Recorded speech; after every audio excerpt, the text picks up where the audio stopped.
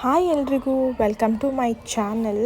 ಇವತ್ತು ರಸಮ್ ಮಾಡೋದು ಹೇಗೆ ಅಂತ ಕ್ವಿಕ್ಕಾಗಿ ಹೇಳ್ಕೊಡ್ತೀನಿ ಬನ್ನಿ. ಮೊದಲನೇದಾಗಿ ಕಾಳು ಮೆಣಸು, ಜೀರಿಗೆ, ಒಣಮೆಣ್ಸಿನ್ಕಾಯಿ, 2 ಹಸಿರು ಮೆಣಸಿನ್ಕಾಯಿ, ಸ್ವಲ್ಪ ಬೆಳ್ಳುಳ್ಳಿ, ಹುಣಸೆಹಣ್ಣು, ಟೊಮೊಟೊ ಮತ್ತು ಕೊತ್ತಂಬರಿ ಹಾಕ್ಕೊಂಡು ರುಬ್ಕೋಬೇಕು.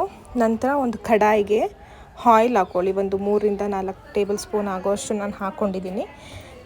ಜೊತೆಗೆ ಸಾಸಿವೆ ಹಾಕ್ಕೊಳ್ಳಿ. ಅದು ಸಿಡಿದ ನಂತರ ಬೆಳ್ಳುಳ್ಳಿ ಹಾಕಿ, ಕರಿಬೇವಿನ ಸೊಪ್ಪು ಮತ್ತು ಒಣಮೆಣಸಿನ್ಕಾಯಿ ಹಾಕಿ ಫ್ರೈ ಮಾಡ್ಕೋಬೇಕಾಗತ್ತೆ. ನಂತರ ಸ್ವಲ್ಪ ಟೊಮೊಟೊ ಹಣ್ಣು ಏನು ಕಟ್ ಮಾಡ್ಕೊಂಡು ಇಟ್ಕೊಂಡಿರ್ತೀವಲ್ಲ ಅದನ್ನು ಹಾಕಿ ಫ್ರೈ ಮಾಡ್ಕೊಳ್ಳಿ.